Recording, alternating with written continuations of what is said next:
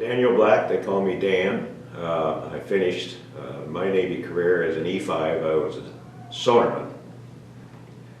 So I spent the rest of my time then in active duty at the Naval Air Station in Greenfield.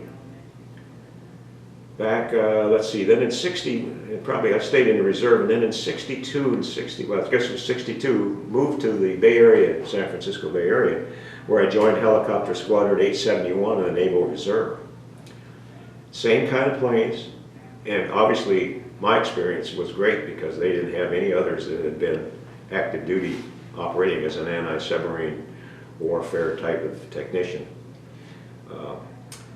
We spent our 1 weekend a month and I guess flying around as aircrew all around San Francisco Bay, all around Alcatraz, under the Golden Gate Bridge, over the Golden Gate Bridge, everywhere around the area. It was great. It was great.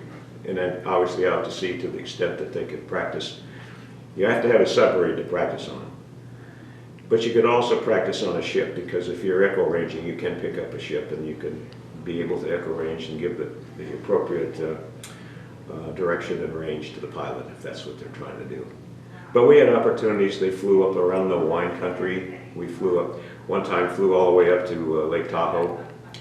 And it's interesting, helicopters generally fly 1,500, 2,000 feet, maybe 2,500 feet. Lake Tahoe is at 7,000 feet. And if you're flying at 7,000 feet, obviously you're going to have to be about 8,000 or 9,000 feet. You better be dressed warm because there's no heat there. And it gets cold. It really gets cold. You had a flight jacket on and hopefully you had on long underwear. You knew you were going to go up that high. So. But that was an interesting aspect. I think as a reserve, when you spent your 2 weeks every summer on a cruise, we spent one at we went all the way to Florida, to the Naval Air Station at, what's it, down at the very tip of Florida, Key West, Naval Air Station Key West. We spent one at Naval Air Station Barbers Point in Hawaii, which was an interesting trip because they flew the whole squadron over to the C-130. And obviously there's no seats in the C-130, just the benches. It seems like it took them forever, but it probably took them close to 8 or 9 hours in a C-130. And Naval Air Station Barbers Point is over on the, it seems to me it's over on the west side of Oahu. And we had our 2 weeks there. Probably the most, I guess, frightening time I ever had was when we were out doing pickups.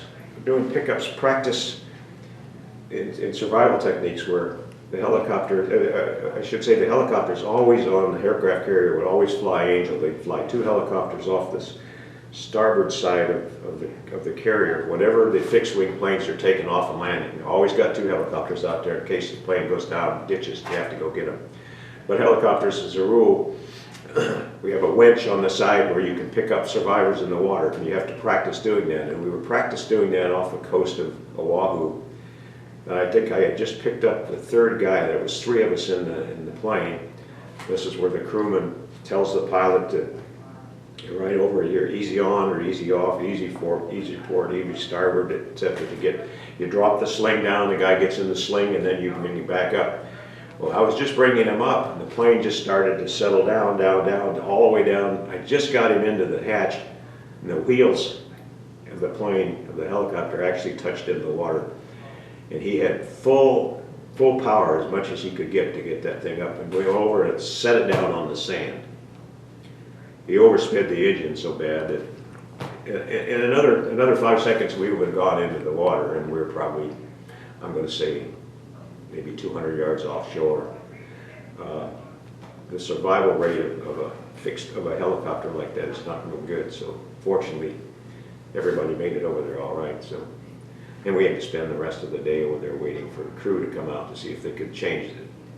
I think they changed something in the engine in order to get it to go off again. But anyway, that was the only time I really had a frightening experience that I could ever point to. It's hard to say because you're not strapped into your seat, you know, so maybe all we've been told is that if a helicopter goes in the water with those big blades going like that, it's going to tip over right away, and it's going to really thrash around, and your ability to get out is not real good.